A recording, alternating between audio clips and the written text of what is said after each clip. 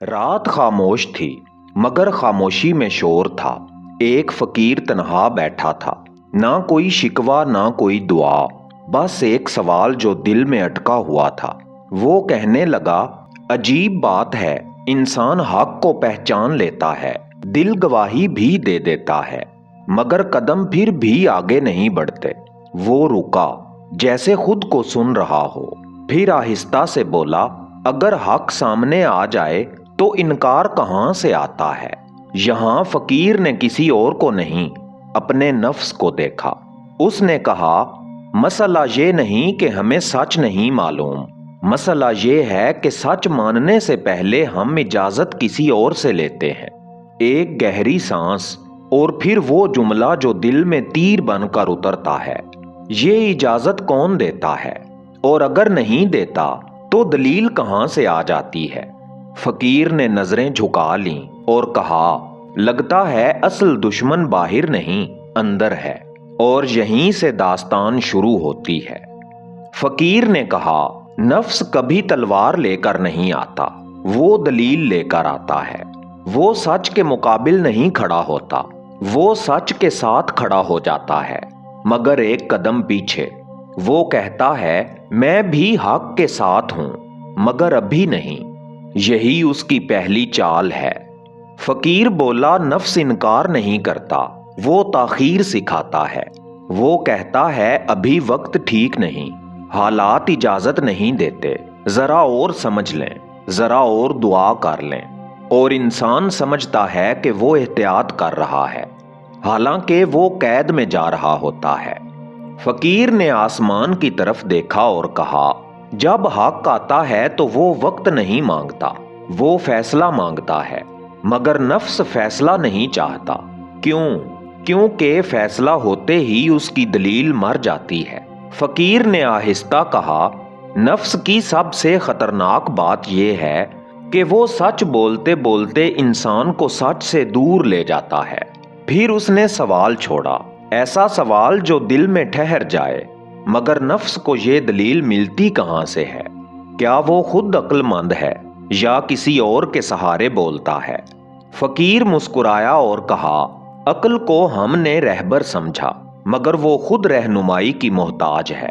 अक्ल सवाल करती है, तज्जिया करती है, तोलती है, मगर फैसला नहीं करती। फैसला करना अक्ल का काम नहीं। फकीर ने आहिस्ता कहा, अक्ल रास्ता दिखाती है, चलाना इसका काम नहीं। यही वो मुकाम है जहां नफ्स ने अक्ल को अपना सबसे खूबसूरत लिबास पहना दिया।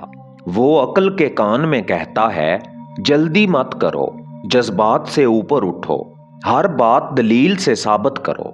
और इंसान समझता है कि वो दानाई की राह पर है, हालांकि वो रुका हुआ है।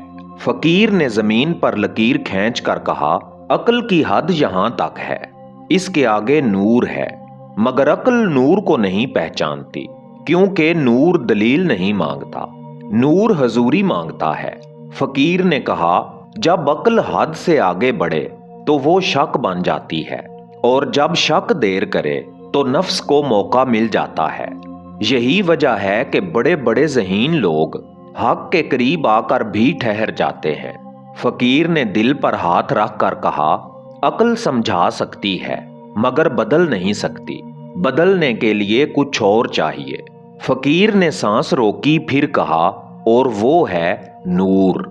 फकीर ने कहा, नूर आता नहीं, जाहिर होता है, वो बाहर से नहीं उतरता, वो अंदर से उभरता है। उस लम्हे जब इंसान अपनी दलील रख देता है। फकीर ने आहिस्ता कहा, जहां अक्ल रुक जाए वहीं नूर बोलता है। नूर शोर नहीं करता, वो ऐलान नहीं करता, वो सिर्फ इत्मीनान बन जाता है। ना सवाल रहता है, ना जिद, ना ताखीर। फकीर ने कहा, नूर की पहचान ये है कि नफ्स खामोश हो जाता है और अक्ल सर झुका लेती है। ये वो लम्हा है जहां इंसान को कुछ साबित नहीं करना पड़ता, वो जानता है। फकीर ने आंखें बंद करके कहा, नूर दलील से नहीं, तस्लीम से मिलता है, और तस्लीम हार नहीं होती, वो वापसी होती है। वापसी उस असल की तरफ जहां सवाल नहीं थे, सिर्फ यकीन था। یہ شرط ہے دستک ہو اگر دستے یقین سے، در چھوڑ کے دیوار بھی کھل جائے کہیں سے۔ فقیر نے مسکرا کر کہا، جب نور آ جائے تو لڑائی ختم ہو جاتی ہے، نفس خاموش، عقل مطمئن، دل بیدار۔ فقیر نے آخری بات دل میں اتار دی۔ اصل جنگ نفس اور عقل میں نہیں تھی، اصل جنگ نور کے بغیر جینے کی تھی۔ فقیر نے کہا، فیصلہ شور سے نہیں ہوتا، وہ خاموشی میں جنم لیتا ہے۔ یہ وہ لمحہ ہے جہاں انسان نہ نفس سے لڑتا ہے نہ عقل کو قائل کرتا ہے، وہ بس رک جاتا ہے۔ فقیر نے آہستہ کہا، نجات بھاگنے میں نہیں، ٹھہرنے میں ہے۔